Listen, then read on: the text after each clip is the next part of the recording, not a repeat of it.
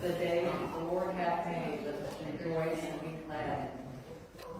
For those of you joining us online today, we want to welcome you to Grand Avenue as a place to worship this morning. We hope that you hear God's message and feel God's love as we worship together today. Now I'd like to turn it over to Edith for our announcements.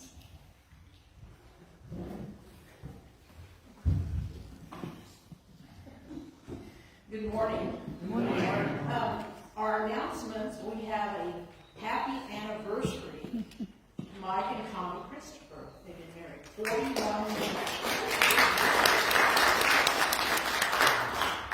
Our birthdays is Janice Zarubik, March 20th. Eric Monosmith is March 20th. And Penny DeChant is March 23rd. Next Sunday is the last Sunday to give the encore. Thanks for helping participate in this offering. The blessing box is always needing items and money to help support purchase the supplies for it. And Wayne wanted to remind the Methodist men will meet tomorrow night, right? Well, I'm not sure. So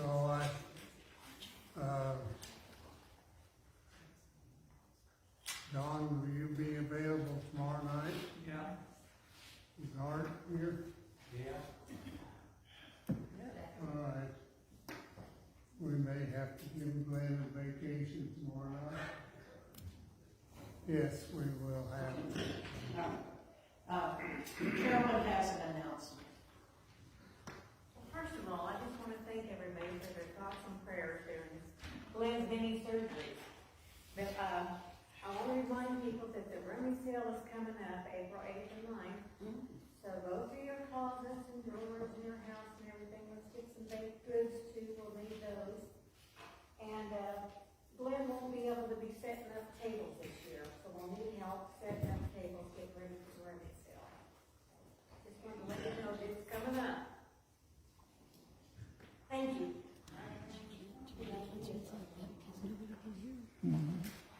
Now let us come into worship with the lighting of our candles and the playing of our prayer.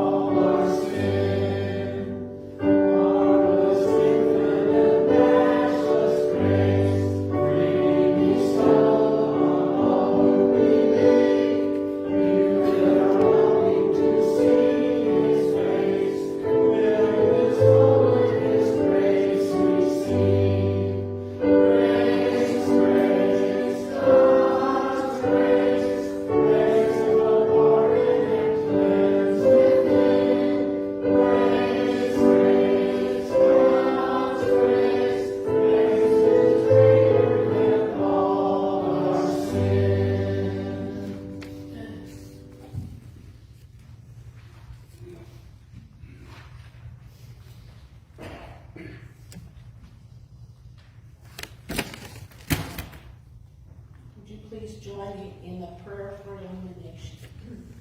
Patient, holy, loving, and forgiving Lord, you know we are far from perfect. We are totally dependent upon your grace and mercy. Open our minds and hearts to you. Enlighten our minds with truth. Inflame our hearts with love. Inspire our will with courage. Enrich our lives with service. Pardon what we have been. Sanctify what we are. And order what we shall be. Send your Holy Spirit more fully among us, that we may hear and receive your word, respond to it with your help, and be all you call us to be in Christ, for the sake of your kingdom. Amen. Our first scripture comes from Hebrews chapter 3, verses 12 and 13. See to it, brothers and sisters, that none of you have a sinful, unbelieving heart that turns away from the living God, but encourage one another daily, as long as it is called today, so that none of you may be hardened by sin's deceitfulness. This is the word of the Lord. Thanks be to God.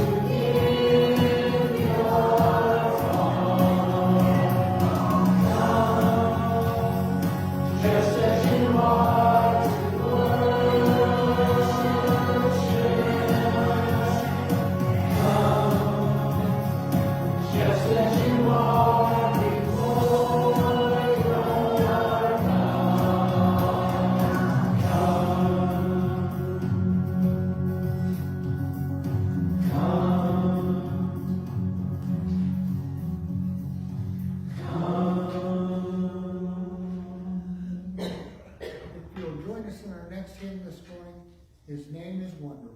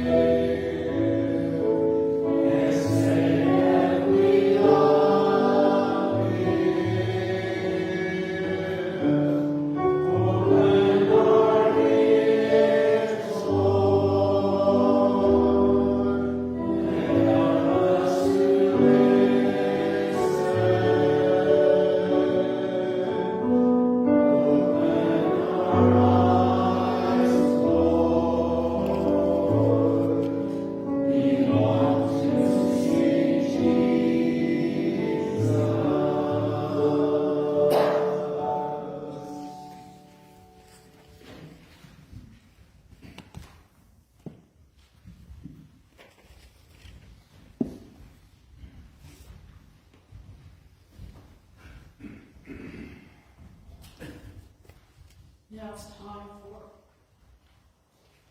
personal and silent prayer.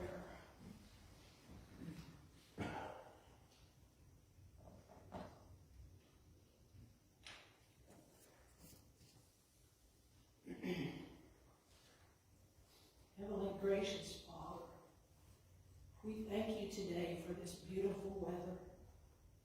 We thank you, Father, for the people that are sitting here today. We ask for prayers and your blessing on the people of Ukraine and what they're going through. We ask that you help them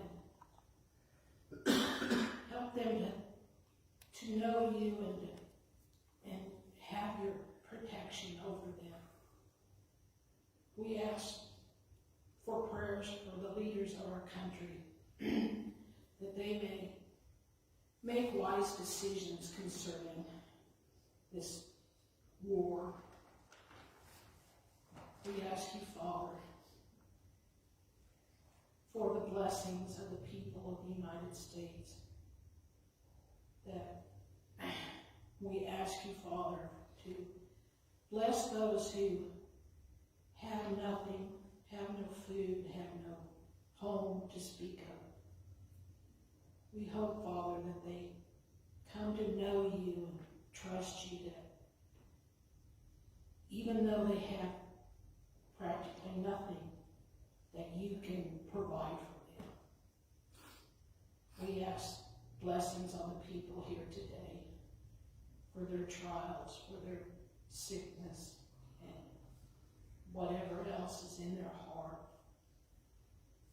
We ask these things in Jesus' name, amen. And now we pray the prayer that Jesus taught us. Our Father, who art in heaven, hallowed be thy name. Thy kingdom come, thy will be done, on earth as it is in heaven. Give us this day our daily bread, and forgive us our trespasses, as we forgive those who trespass against us. And lead us not into temptation, but deliver us from evil. For thine is the kingdom, and the power, and the glory forever. Amen. Now it's time for children's song of the day.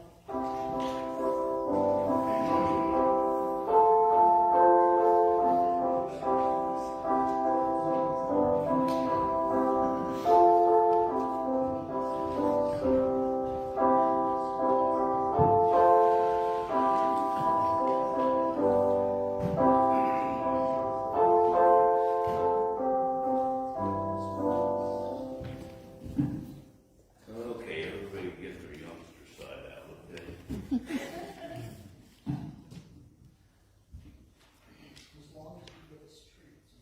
As long as they give you treats. No problem. No problem. I offered one to Big Jim to come up here and help me. You almost came up. Okay. Since this is the children's, oh, here. Let me get my sanitizer on, okay? You seem to be using a lot of these days. I say if I can use that as a deodorant too, if I try. Anyway, the reason for this is because, as you can see, I was kind of washing my hands, and you know, nowadays it's even worse. It's like, if you remember back in the days that you get called to supper and you'd show up and the first thing Mom would say, did you wash your hands before you showed up? Yeah. Well, okay, yeah. Did you ever say, sure I did? Yeah, okay. We all know you kind of told a little one on that. But, you know, it's to wash your hands all the time, and of course, nowadays with all this that's been going on, it washes away the dirt and the germs that we can't even see. However, in our Bible readings, you know, Jesus talked to some of the religious leaders about washing hands, and it turns out that they were more concerned about having clean hands than they were about having clean hearts.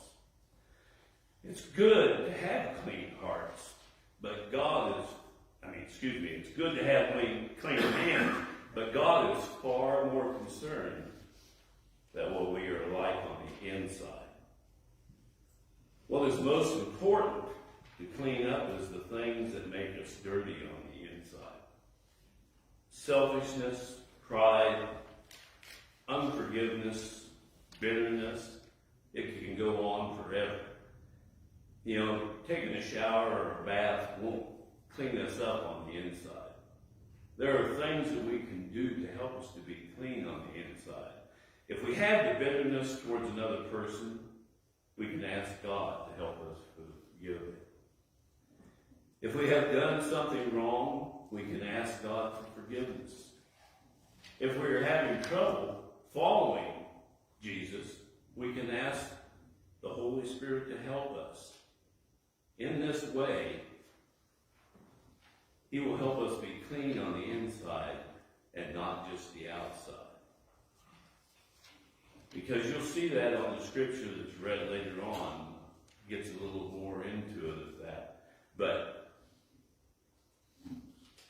Father, the Holy Spirit will always help you clean your insides if you read the Bible. With this, let's have a prayer. Dear God, help us to be clean on the outside and the inside of our lives. Thank you for the complete cleansing and forgiveness that we have through your Son, Jesus Christ. Fill us with your Holy Spirit so we can be clean on the inside and live lives pleasing to you. In Jesus' name we pray. Amen.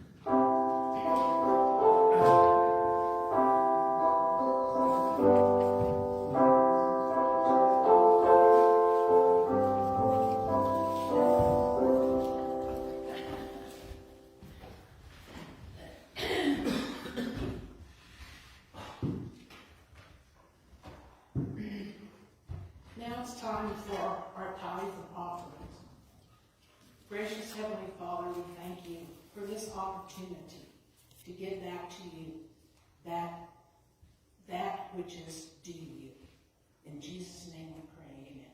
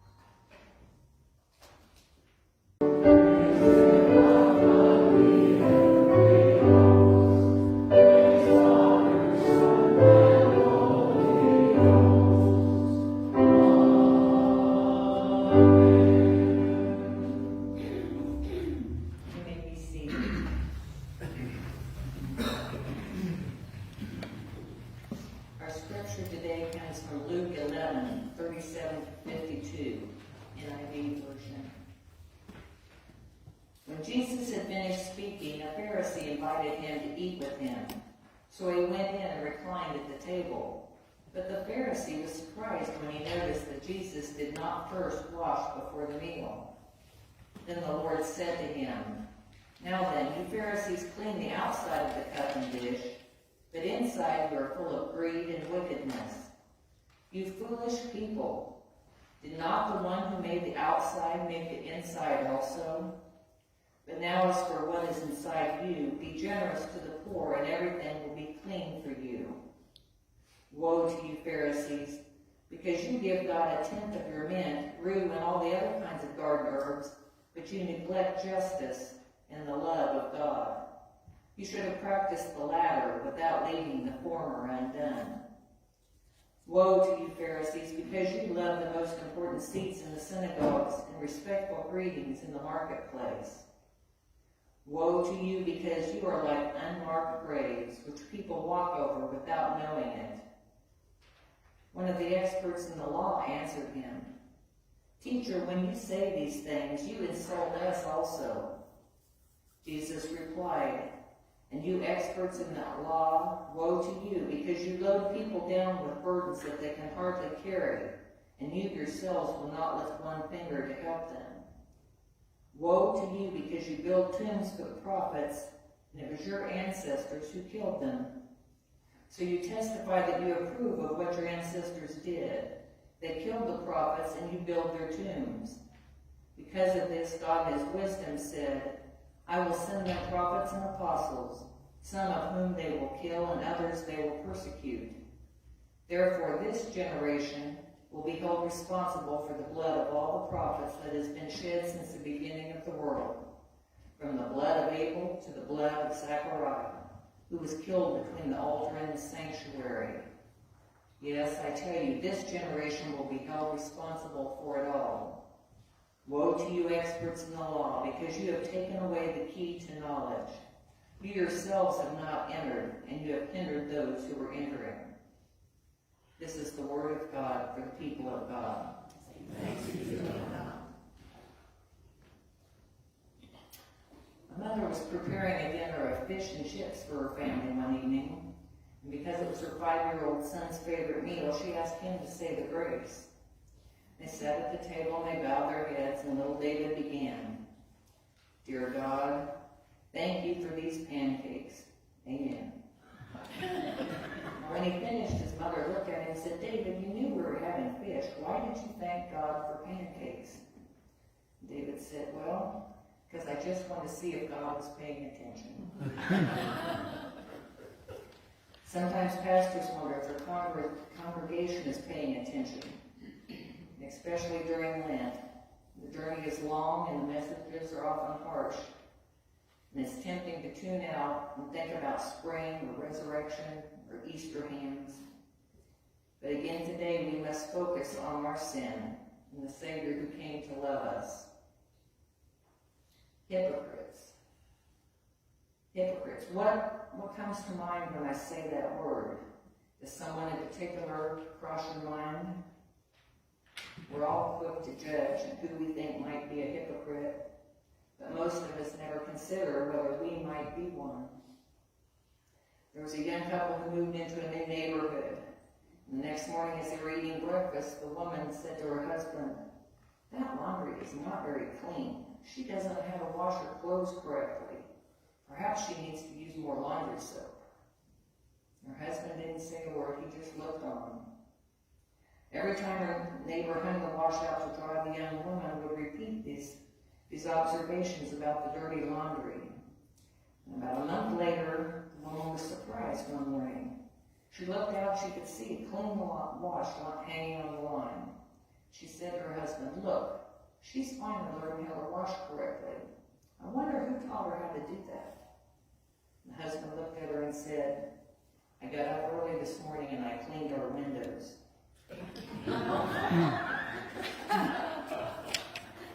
Matthew 7:3-5 tells us, Why do you look at the speck of sawdust in your brother's eye and pay no attention to the plank in your own eye? How can you say to your brother, Let me take the speck out of your eye, when all the time there's a plank in your own eye? You hypocrite. First take the plank out of your own eye, and then you will see clearly to remove the speck from your brother's eye. The hard truth is that this is a disease that we all suffer from. Jesus reserved his harshest words not for the thieves or the prostitutes, but to a segment of the religious folks that he identified as hypocrites. Jesus is committed to exposing these people who claim to represent God and his ways while not living out what they claim to be. So who were the Pharisees and the tax experts of the law? Well, they were highly respected and influential religious leaders of their day. They were revered for their knowledge of the scriptures and the passion for defending them. They protected every single word from corruption. The Pharisees and the religious elite saw themselves as guardians of the truth, facilitators of the system, defenders of God's honor and glory, and the gatekeepers of the kingdom of God. And their community saw them as this also. The most frightening thing about the Pharisees was that they were a group of people in the Gospels that most closely resemble us. So far as the fundamentals are concerned, the Pharisees believed in nearly everything that we do. They believed in the inspiration and authority of the Bible, which in their case was only the Old Testament. They believed in Satan, angels, heaven and hell, and the resurrection of the dead. As the gatekeepers, however, the Pharisees often felt offended and threatened by Jesus. They saw that his ministry was a rebuke to their own and a danger to the sacred traditions of their religious community. So they pushed against him at every turn, and throughout the Gospels they became Christ's chief source of opposition. Sometimes Jesus ignored him as he preached to the crowds, when he healed the sick, and spread the good news that the kingdom of God was at hand. But in this passage, we see Jesus pushing back, not to try and win an argument or to spark a debate, to spark division, but to confront their hypocrisy. As gatekeepers, the Pharisees slammed the door on the kingdom and the kingdom's faith, slammed the door of the kingdom in the people's faces, and Jesus calls them out on this. But what they may not have realized was that in the process of carefully guarding the gate, they had shut themselves out of the kingdom that Christ had come to introduce. So when Jesus pushes back against their hypocrisy, he raises the tension even more. And eventually that conflict became confrontation. With a prophetic voice and prophetic authority, Jesus speaks out against the brokenness of the system. And some of us get uncomfortable and we wish that we would move to a more agreeable version of the King of the whole universe. We want him to be more polite to his host at the table, one who is conciliatory, more eager to ease the awkwardness of this conversation. But Jesus simply will not do that. He will not remain a polite, in-the-box person. He will not just say what we want to hear. The French philosopher Voltaire observed that ever since God made humanity in his image, we've been trying to change it and make him into our image of him. We certainly do that with Jesus. We'd like him to bend and mold into a culturally acceptable version of himself. A Jesus who thinks like us, who believes like us, who votes like us. A Jesus who values what we value, hates what we hate, and prioritizes what we prioritize. A Jesus who baptizes our opinions as sanctified truth and leaves our convictions unchallenged. But today's scripture shatters our belief in such a one-dimensional version of Jesus. And there are some of us who really like this confrontational Jesus with a rebel streak. We cheer for him when he throws out the trappings of conventional wisdom and the system and confronts the failures of these institutions. Bring on the woes. These leaders have it coming. But perhaps you like this version of Jesus because you think that it gives you a pass to be confrontational and say whatever you're thinking in the moment in the name of truth. The hard truth for us is that Jesus calls out our hypocrisy just as fully as he calls out the sins of those we confront in our holy indignation. The hard truth for us is that Jesus does not simply tell it like it is, but he shows us how it should be. In this moment, he calls out a warning of what not to do. Yet by his life, he carves out the path for how we should live. To tell the truth like Jesus, we have to live like Jesus. We have to live with compassion. Because Jesus is the gate, swinging wide the door for all who will enter. Jesus has all authority to confront these gatekeepers who slam the door in people's faces. He counters the Pharisees' hypocrisy with his holy love. And throughout the Gospels, we see Jesus extending this compassion at the open door to the most unlikely roster of would-be redeemed. The outcast, the rejected, the dangerous, and the untouchable. We even see Jesus extending this embrace to his enemies. Yet Jesus opened the door of the kingdom to them. We realize that this confrontation is actually an act of compassion. It's an attempt to shake the lawyers and Pharisees awake, to shock them out of their slumber, and to shed light on the open door. It's Jesus' way of offering hope to the hypocrite.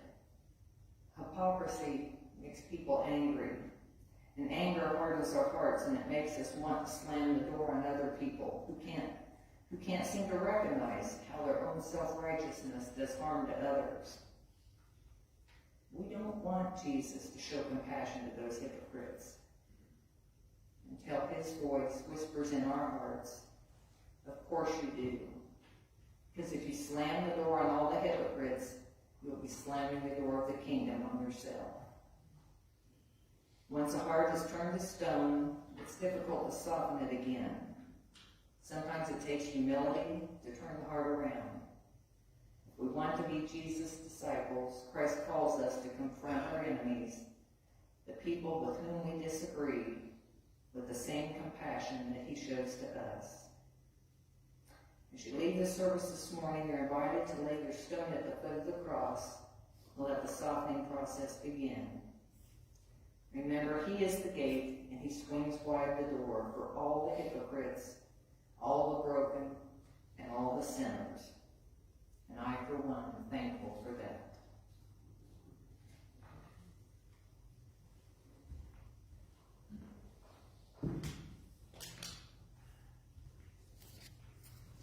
Now, if we'll stand as we are able, we'll sing the song, Just As I Am, without one plea.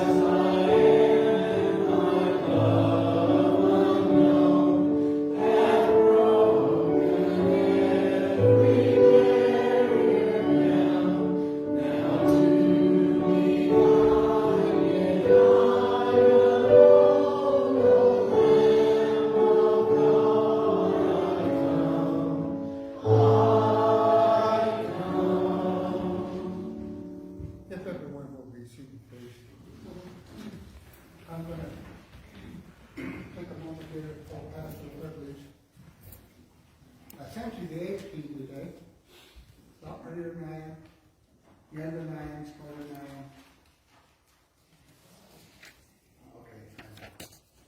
Okay. All right. My wife says it's time to do a little bit of yelling. You know, I'm going to have to read this, which I don't want to do, because I don't think I can get through it without reading. It's with a heavy heart that I inform you all this morning of my retirement date, effective June 30th of this summer. It's been an incredible privilege to be a part of this family.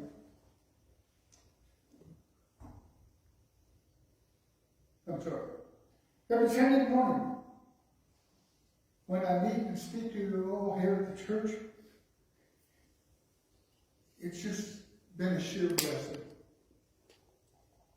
Each Sunday as I walk in and see all your faces and watch the church practicing their songs on choir and seeing each face that God has created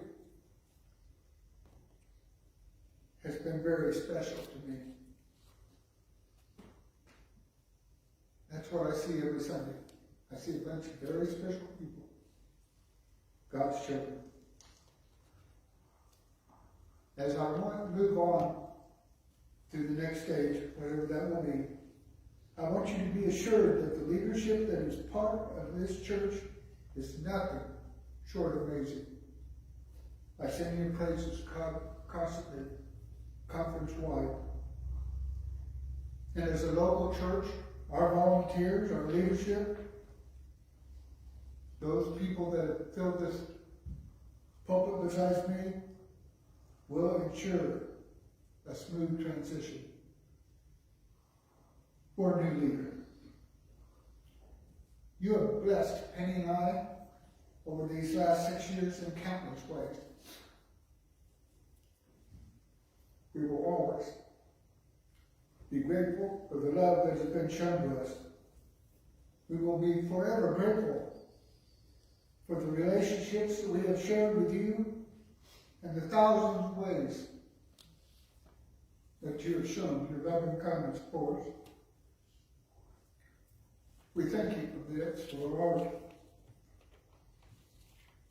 I will continue to pray every night for the family that is part of this great house of worship. This congregation will continue just like it has every year for the last 100+ years now. And the church family will continue to meet and urge each person that as we go through these next few months, that you take time to come and talk to me, as you always have. You know, my door is open. I want you to continue your ministry and what you've done and your good works for ministering to the homeless. That truly is a great organization down there, and they truly help a lot of people. You're starting a blessing box. This church just does not rest. They continue to mission. I'm going to have to put this way now, and I'm going a little bit. I've been known to do that a couple times. You know,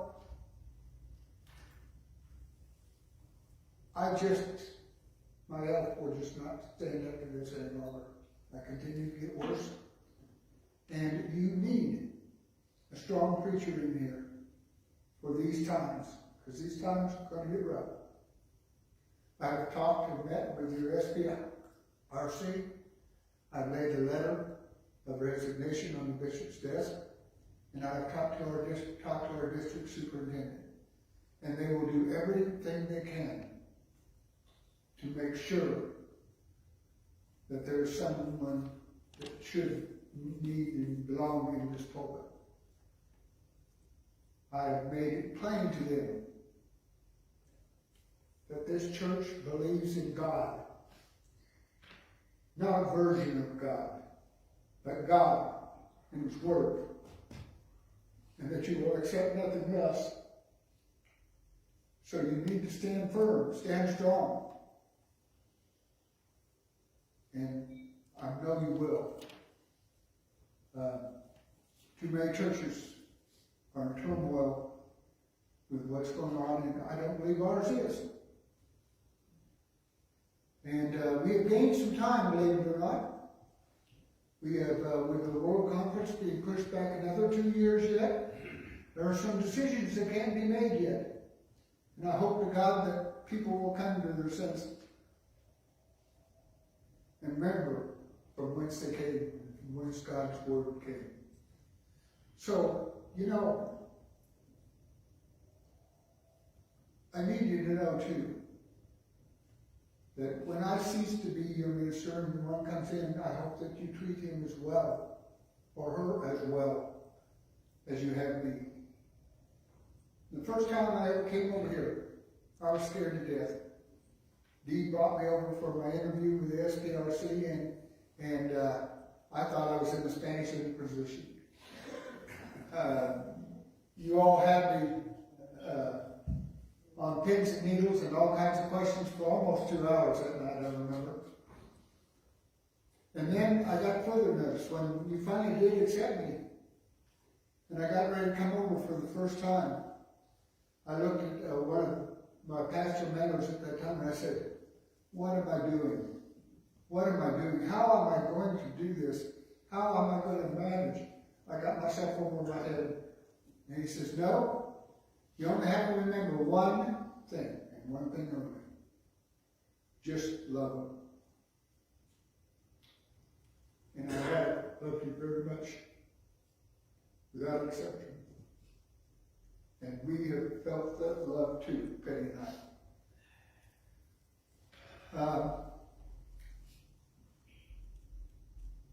The next step will be, the cabinet will be meeting with the bishop and the DS, and they'll listen to you about what you would want. So I will get yourself plain and clear and make sure you've got a good SPRC chair here, good SPRC, and they will do everything they can to do that. But remember, please, give them as much grace as you've given me, and it'll be all right. Don't ever quit calling me up if you need me. Don't ever quit calling me up just to say hi, because you're my friends. I can't think of anything else I want to say without just repeating over and over again how much I love you all and how much I wish you well. Now, today, Lord, I ask that you grant this congregation your peace. I ask you to be with them in the tough decisions that are going to have to be made. Keep their faith strong. Don't let it waver. Don't let them set any substitutes for you, Lord. Be with them all today and be with them this next week as they go about their lives. And just, Lord, thank you for your support and the spirit of this church. Amen. We'll sing our last song now. He is Lord. He is Lord. He is Lord. He is risen from the dead. He is Lord.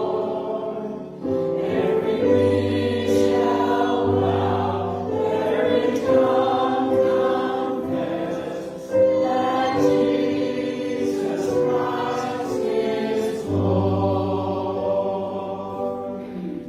Have a good day. We'll see you next Sunday. We'll see you with the preacher we get next Sunday.